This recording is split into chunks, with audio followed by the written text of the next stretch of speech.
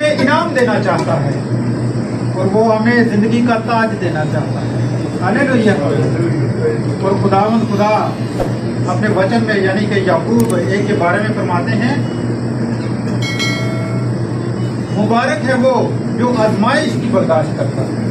मुबारक है वो जो आजमाइश की बर्दाश्त करता है, क्योंकि जब वो मकबूल ठहरा तो जिंदगी का ताज हासिल करेगा। जिंदगी का ताज हासिल करेगा, जिसको खुदावंद ने अपने मोहब्बत रखने वालों से क्या किया है, वादा कर रखा है। और वो ताज खुदा हमें देगा, इस वक्त देगा जब हम खुदावंद से मोहब्बत रखें।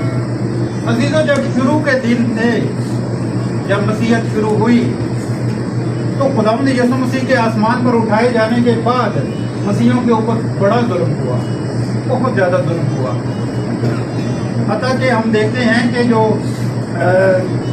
साउल था, यानी कि दूसरे लफ्जों में हम उनको पौलुस कहते हैं, तो वो भी लोगों को पकड़ के जेलों में डालते थे।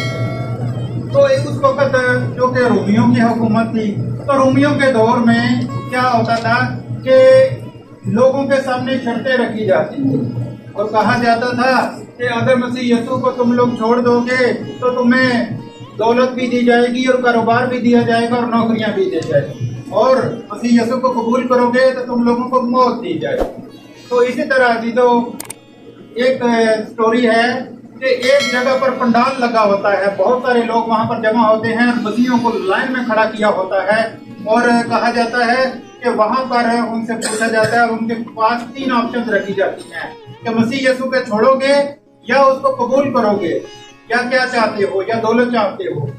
तो क्या होता है कि वो एक आदमी से पूछते हैं कि हाँ भाई, तुझे मसीह यीशु चाहिए या दौलत चाहिए? वो कहते जी मुझे मसीह यीशु चाहिए। तो जीजो उसका सर कलम कर दिया जाता है। इसी तरह दूसरे से पूछा जाता है मसीह यीशु या दौलत या नौकरी, तो उसको भी कत्ल कर दिया जाता है, क्योंकि वो भी मसीह यीशु को चलता है।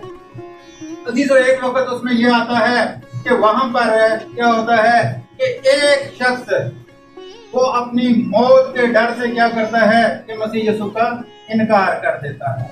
बात हो रही थी मोहब्बत की, तो उसने खुदावंद यीशु और मसीह से मोहब्बत ना रखी और खुदावंद यीशु मसीह का इनकार किया। किसके पीछे?